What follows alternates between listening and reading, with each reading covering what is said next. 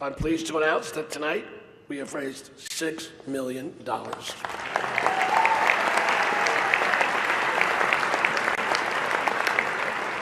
And let me put that in perspective for you. That will pay for nearly 5 minutes of our next speaker's speech. Hillary is a Democratic nominee for president, but it wasn't exactly a smooth ride she had hoped for. She endured a tough primary challenge from that young centrist upstart Bernie Sanders. She endured questions about her health. Madam Secretary, I can't believe all these people who said it wasn't presidential to catch pneumonia. Just look at William Henry Harrison. And she said things that she later had to take back. For example, Hillary really didn't mean it when she called half of Donald's supporters a basket of deplorables. To be fair, Donald didn't really mean it when he said he'd release his tax returns either. Secretary Hilton's career in public service is admirable. She has devoted her entire life to working for public service from Arkansas to Washington to New York. She has been a tireless advocate for children, and her attendance here tonight is one example of that. Ladies and gentlemen, please welcome Secretary Hillary Rodham.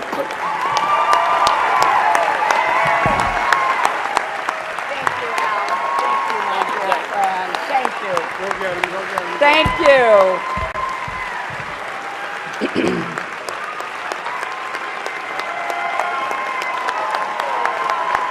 Thank you. Your Eminence, Your Excellencies, members of the clergy, Alan Nance Smith, Donald and Melania, and all the distinguished guests. You know, earlier tonight, Al reminded me that when the first Al Smith ran for president, he chose as his running mate the progressive senator from Arkansas, Joseph T. Robinson, who was one of my husband's political heroes. This work that you do through the dinner, Al, you've done it now for 30 years, is such a labor of love. You've been a hero for both the children of the Archdiocese and for the city of New York. And I think we all owe Al Smith a great, great round of applause.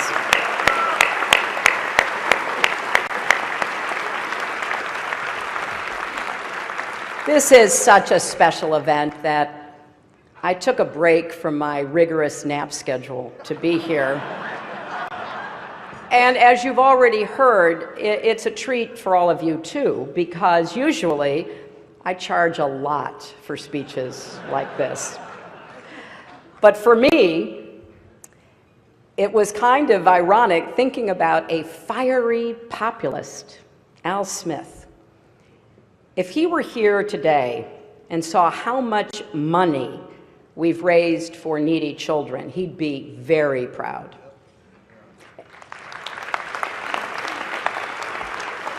And if he saw this magnificent room full of plutocrats celebrating his legacy, he'd be very confused. It's a special honor to be here with Your Eminence. Now, I know, Your Eminence, you were criticized for inviting both Donald and me here tonight. And you responded by saying, if I only sat down with those who were saints, I'd be taking all my meals alone. Now, just to be clear, I think the Cardinal is saying I'm not eligible for sainthood. But getting through these 3 debates with Donald has to count as a miracle.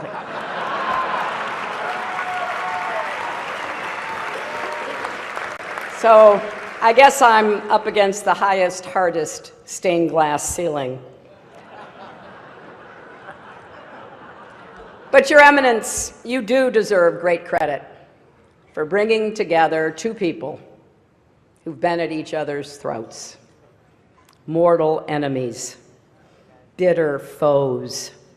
I've got to ask, how did you get the governor and mayor here together tonight?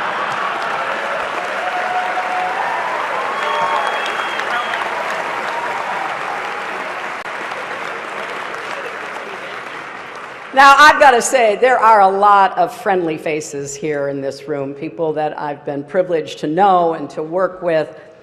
I just want to put you all in a basket of adorables.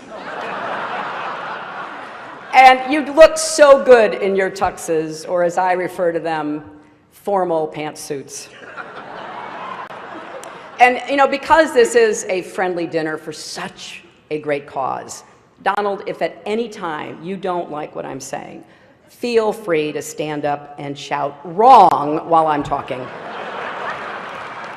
You know, come to think of it, it's amazing I'm up here after Donald.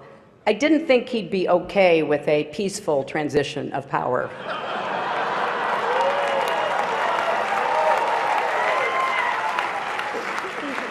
And Donald, after listening to your speech, I will also enjoy listening to Mike Pence deny that you ever gave it. You know, I've had the privilege of being at the Al Smith dinners in years past, and I always enjoy it.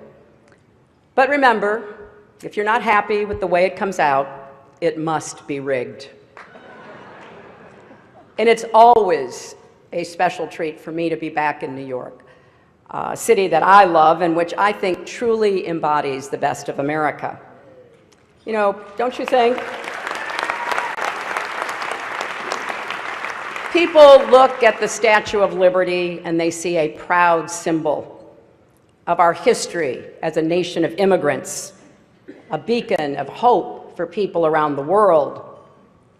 Donald looks at the Statue of Liberty and sees a 4.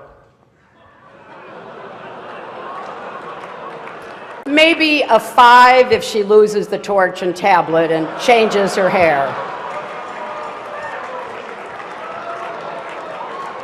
You know, come to think of it, you know what would be a good number for a woman? 45. But I digress. Now, I'm going to try my best tonight. But I understand I am not known for my sense of humor. That's why it did take a village to write these jokes. People say, and I hear them, I know, they say, I'm boring compared to Donald. But I'm not boring at all. In fact, I'm the life of every party I attend, and I've been to 3. And when the parties get out of hand, as occasionally they do, it's important to have a responsible chaperone who can get everyone home safely. And that is why I picked Tim Kaine to be my vice president. Now, you notice there is no teleprompter here tonight, which is probably smart because maybe you saw Donald dismantle his prompter the other day. And I get that. They're hard to keep up with, and I'm sure it's even harder when you're translating from the original Russian.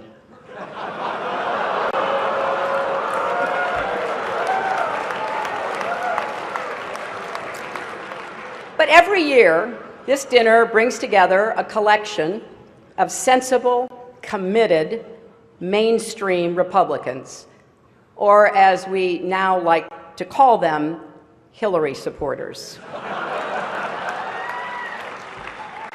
Now, some of my critics, and I hear that too, yeah, they think I only say what people want to hear. Well, tonight that is true. And here's exactly what you want to hear. This election will be over very, very soon.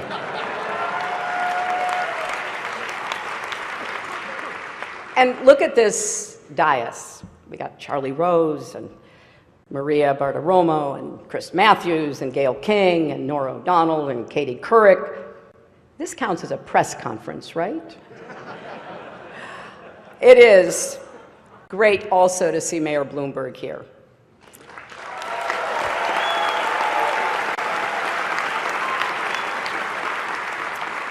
It's a shame he's not speaking tonight. I'm curious to hear what a billionaire has to say.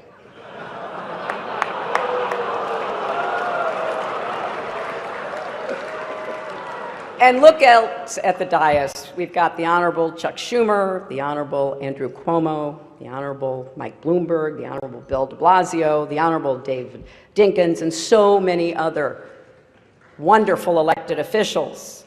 And we have Rudy Giuliani. Now, many don't know this, but Rudy actually got his start as a prosecutor, going after wealthy New Yorkers who avoided paying taxes. But as the saying goes, if you can't beat him, go on Fox News and call him a genius. So as I've said, we've now had our third and thankfully final debate. Sharing a stage with Donald Trump is like, well, nothing really comes to mind. There is nothing like sharing a stage with Donald Trump. Donald wanted me drug tested before last night's debate. And look, I gotta tell you, I am so flattered that Donald thought I used some sort of performance enhancer. Now, actually, I did. It's called preparation.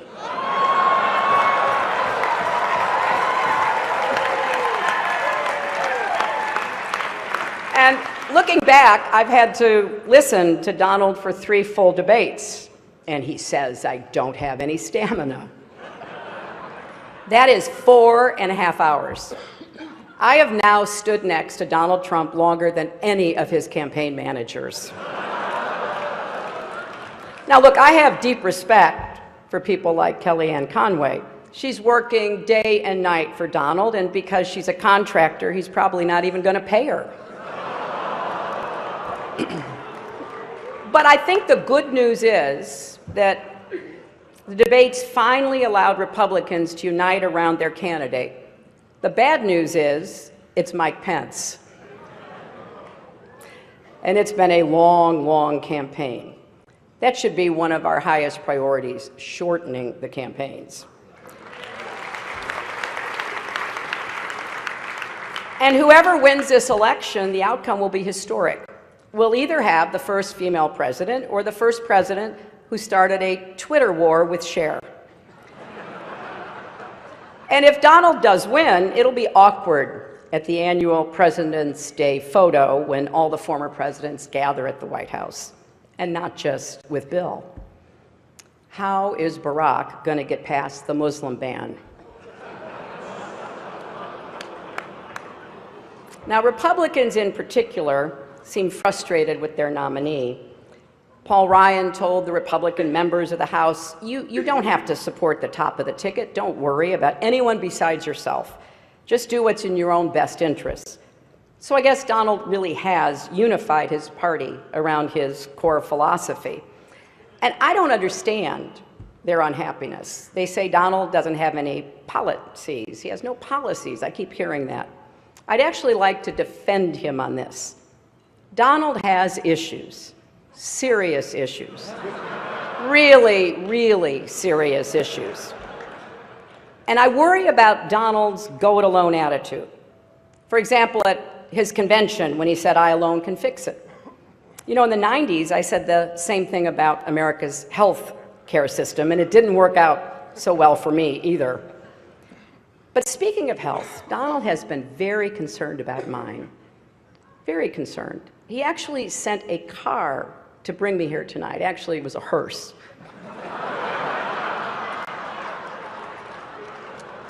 But I kind of want to just put the information out there so everybody can draw their own conclusions and you can judge our relative health. We've each released our medical records. My blood pressure is 100/70.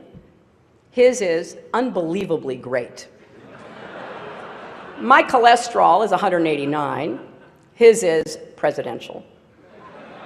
My heart rate is 72 beats per minute. His is the most beats ever, or the least beats ever, whichever sounds best. But Donald really is as healthy as a horse. You know, the one Vladimir Putin rides around on.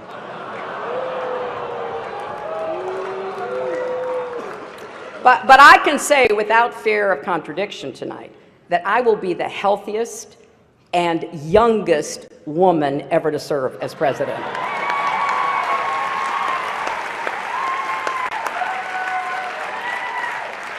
But this has really been a strange campaign. You saw it last night, you saw it again tonight. Donald has attacked me for a life in public service, and I didn't get that at first. I kind of get it now. As he told Howard Stern, he doesn't like it when women have been around for more than 35 years. But Donald, we have so much more in common than actually you may realize. For example, I've tried to inspire young people by showing them that with resilience and hard work, anything is possible, and you're doing the same. A third grade teacher told me that one of her students refused to turn in his homework because it was under audit. And here's another similarity. The Republican National Committee isn't spending a dime to help either one of us. So tonight, let's embrace the spirit of the evening. Let's come together, remember what unites us, and just rip on Ted Cruz.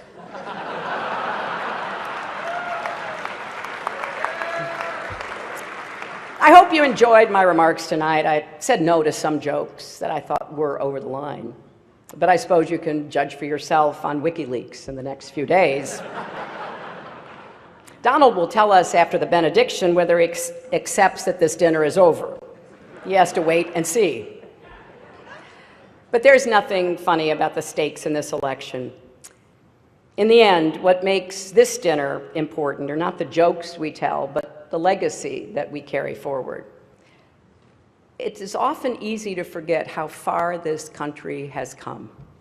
And there are a lot of people in this room tonight who themselves, or their parents or grandparents, came here as immigrants, made a life for yourselves, took advantage of the American dream and the greatest system that has ever been created in the history of the world to unleash the individual talents, energy, and ambition of everyone willing to work hard. And when I think about what Al Smith went through, it's important to just reflect how groundbreaking it was for him, a Catholic, to be my party's nominee for president.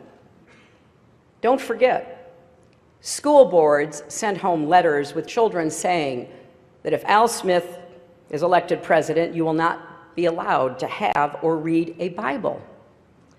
Voters were told that he would annul Protestant marriages. And I saw a story recently that said people even claimed the Holland Tunnel was a secret passageway to connect Rome and America to help the Pope rule our country. Those appeals to fear and division, can cause us to treat each other as the other. Rhetoric like that makes it harder for us to see each other, to respect each other, to listen to each other, and certainly a lot harder to love our neighbor as ourselves.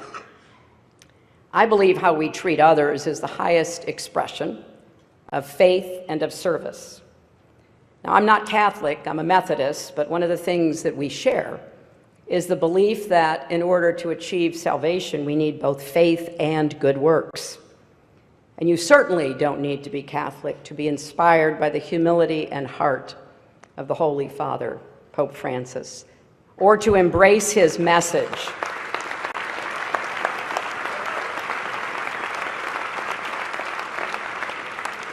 His message about rejecting a mindset of hostility, his calls to reduce inequality, his warnings about climate change, his appeal that we build bridges, not walls.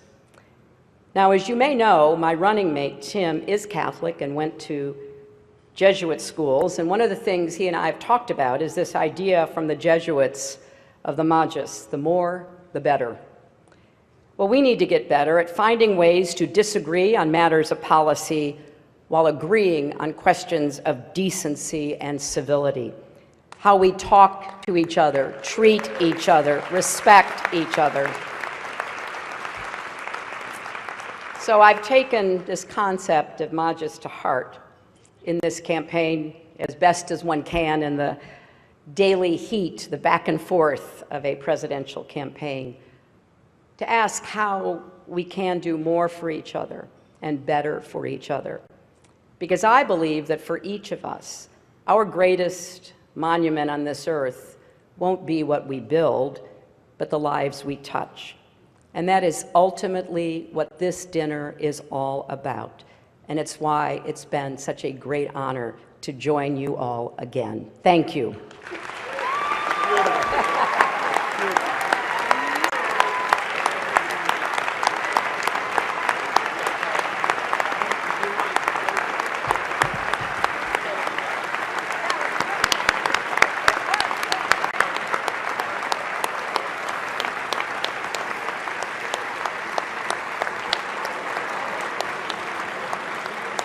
Hillary, thank you very much. That was terrific. An observation. I did see the candidates reach across a great divide tonight and shake hands. I think we should nominate Cardinal Dolan for the Nobel Peace Prize. What do you think?